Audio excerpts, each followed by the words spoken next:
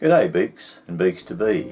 Are you curious about learning more about beekeeping? I have been a beekeeper for over 55 years and rearing queen bees since the 1980s.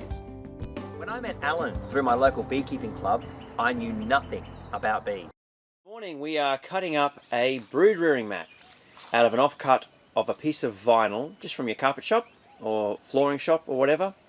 And what we're doing is this brood rearing mat, also known as a BRM and previously known as a winter mat, and we've changed the name to brood rearing mat, so people we're getting mixed up with winter meaning months of the year, so they were going by a calendar rather than going by temperatures.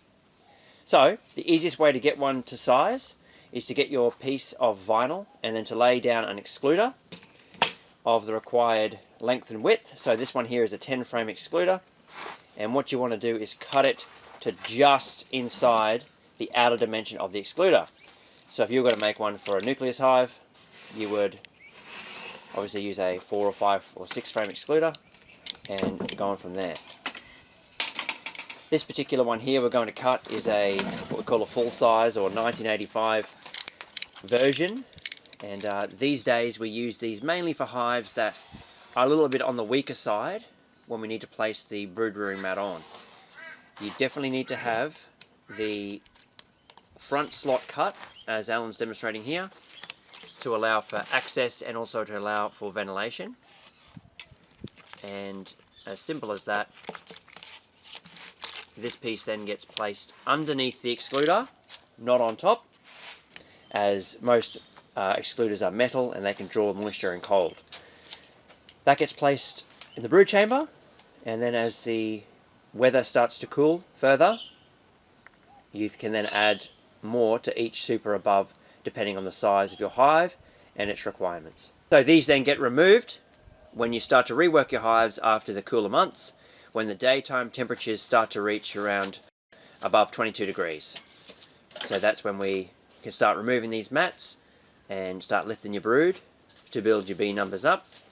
And there's no time or month in which we can tell you to do this. Last year it was the last week of June, the middle of winter, so there is no rule in terms when it comes to calendar months or dates.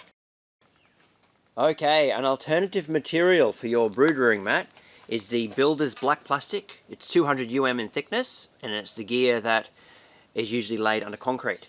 And what you can do is to basically cut it to the same size as your requirements as your vinyl.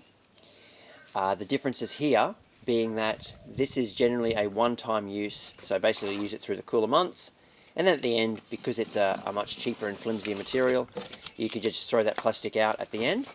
And another thing that makes it a bit more difficult to use is that if you're trying to place it with a bit of a breeze, that plastic can blow off the hive very quickly. So it's a bit harder to handle. With our vinyl brood rearing mats, which is basically what we use now, each season, at the end of each season, they get irradiated, and therefore they're right to go on any hive, anywhere, the season afterwards. And all we've got to do is give them a quick clean by placing them in the sun and wiping off the wax and propolis that's been put on top. As you can see there, that does exactly the same effect because of the thickness and the weight of that material, but as you can see, if a breeze was blowing and you've got a big triple hive with bees everywhere, it can be a bit difficult to place that on top. The black plastic was used in 2000, and this one here was the vinyl one was first used in 1985, and because of the reusability of the vinyl, basically we just use the vinyl ones from now, but we've done the black plastic ones to demonstrate if you've only got a couple of hives and don't want to have your brood mats lying around all season.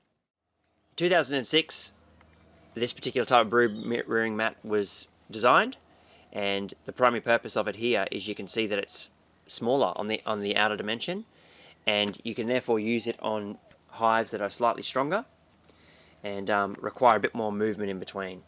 This one here as well you can use under the excluder or in between supers or on top.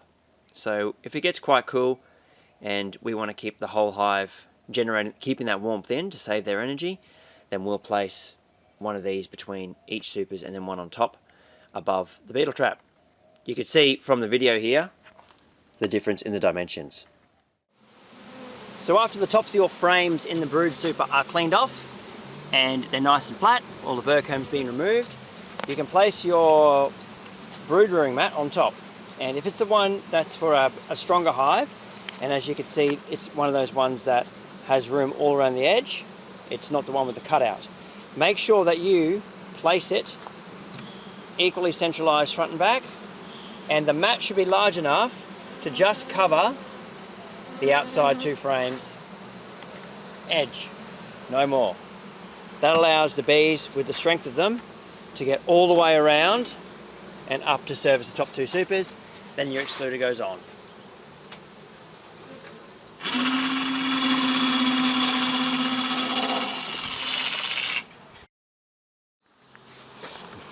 So the first thing you've got to do is clean all the tops of your frames in case there's not much space between your excluder and the tops of your frame, so that the BRM will be fitted without any obstructions.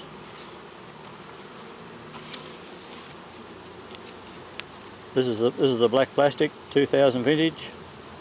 It can be a problem if there's a bit of wind blowing. We are now putting the BRM on, previously known as the winter mat, for warmth, or when the temperature gets down to 18 degrees.